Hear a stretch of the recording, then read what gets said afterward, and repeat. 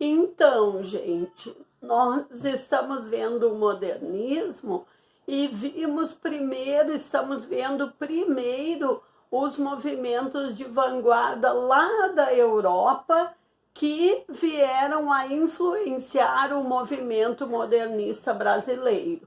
Então, nós vimos que alguns movimentos foram assim, ó, decisivos no que aconteceria aqui no Brasil, no mundo literário, no movimento modernista.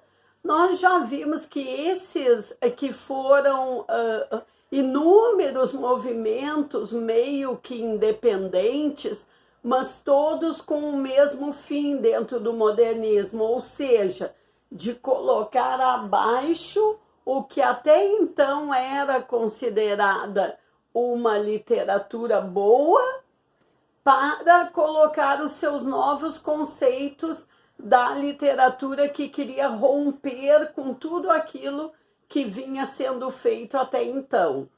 Então, assim, ó, nós vimos que nos movimentos de vanguarda europeus, nós tivemos o futurismo, que a gente já viu aqui no canal, resumidamente, é claro, o expressionismo, que também já vimos aqui no canal, resumidamente, e agora também, com a mesma forma compacta, a gente vai ver o cubismo. Então, volto a dizer, a gente só está vendo esses movimentos de vanguarda europeus para, de certa forma, explicar como é que o modernismo se lançou aqui no Brasil. Então, em relação ao cubismo, o principal representante, vamos dizer assim, europeu, né, já que estamos falando em movimentos de vanguarda europeus, foi o poeta Apollinaire, poeta francês Apollinaire. O texto dele, a poesia dele, que veio a influenciar a nossa poesia do modernismo brasileiro. Mas claro que esse movimento, tanto o modernista como os submovimentos ali, como o cubismo, eles também se manifestaram em outras artes. A gente até poderia dizer que o cubismo, pela proposta artística, ele ia se manifestar muito mais na pintura ou na escultura, teria muito mais chance de se manifestar, porque, como o nome já está dizendo, cubismo, ele era muito centrado nas figuras geométricas, nos diferentes ângulos, nos diferentes planos geométricos. Mas, ao contrário do que a gente pode pensar num primeiro momento, ele também se manifestou muito no texto escrito, sobretudo na poesia. Então, o que a gente tem na poesia do cubismo? A gente tem uma poesia totalmente ilógica, a gente tem uma poesia que o subjetivismo predomina, a gente tem uma poesia até com humor, embora seja assim, ó, uma relação caótica ali na construção daquela poesia. A poesia é basicamente com frases nominais, ela não utiliza verbos, ela utiliza mais substantivos e adjetivos, então as frases são nominais. Ela é uma poesia, vamos dizer assim, em certos momentos vertiginosa, né, porque caótica, e assim por diante. Então, o que a gente tem que pensar?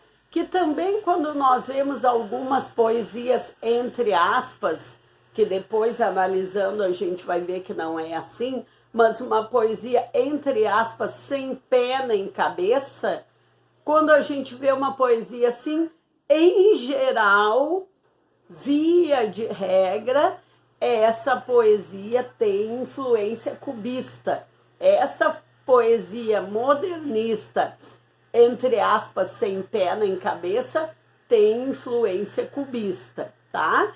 Então eu coloquei um esqueminha aqui no quadro para vocês, que é basicamente o que eu acabei de dizer, e eu penso que para o Enem, para o vestibular, vocês têm que ter esta ideia dessas características até certo ponto ilógicas, caóticas, vertiginosas, nominais, no texto e sobretudo na poesia, que foi na poesia que o cubismo realmente apareceu aqui no Brasil, tá?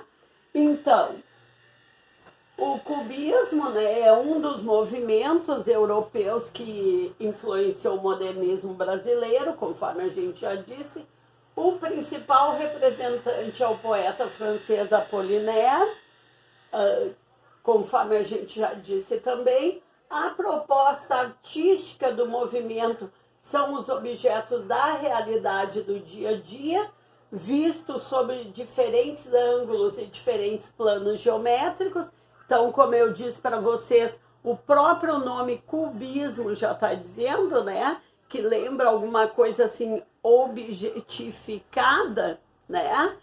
Os objetos do dia a dia eram, vamos dizer assim, o assunto, vamos dizer, eram assim a proposta do cubismo.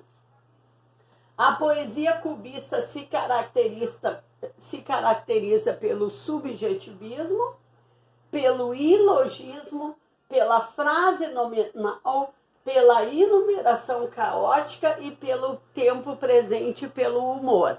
Então, aquilo que a gente já tinha falado agora no início do vídeo, né? Uma poesia caótica, uma poesia ilógica, uma poesia às vezes vertiginosa, uma poesia muito nominal, ela não usa quase verbos, ela usa mais nomes, né? Ou seja, substantivos e adjetivos. Uma poesia muito subjetiva, totalmente subjetiva, tanto é que eu acabei de dizer para vocês que aquelas poesias modernistas, entre aspas, sem pé nem cabeça, muito provavelmente tenham sido influenciadas pelo cubismo. Então, isso é uma boa questão de Enem e de vestibular, né? Colocar uma poesia nesse sentido e colocar qual dos movimentos europeus do modernismo influenciaram aquela poesia, tá? Então, penso, e além de tudo, que eu esqueci de enfatizar para vocês, essa poesia é quase sempre no tempo presente, não tem aquela coisa, ó, que saudades de quando, ó, quando você foi embora, ou ó, quando eu encontrar o meu amor, não tem nada disso. É tudo tempo presente, muitas dessas poesias muito bem humoradas, que a gente lê num primeiro momento, não entende nada, mas acha engraçada, tá? Todas esse tipo de poesia ilógica, subjetiva, tempo presente, com humor, todas essas poesias são influências do cubismo europeu, tá ok? Então, por hoje era isso. Já vimos o futurismo, o expressionismo, o cubismo. No próximo vídeo vamos ver o dadaísmo, tá? E sempre lembrando, gente, olhem os outros vídeos, porque tem gente que foi sorteado no sorteio relâmpago e até hoje não me enviou e-mail para receber o seu livro, ou até hoje não escolheu o seu livro.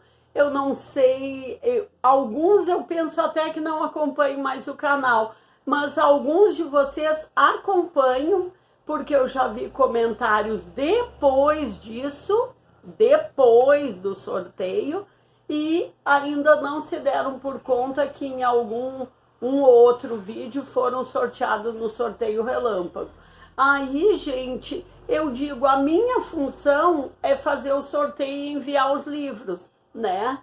Eu não posso aqui estar toda hora lembrando, você ganhou um livro, olhe lá e tal. Eu até esqueço de fazer isso, tá? Mas quem acompanha sempre o canal, dá uma olhadinha, que tem alguns de vocês que ainda não pegaram o livro, tá bom? Então, por hoje é isso e até o próximo vídeo.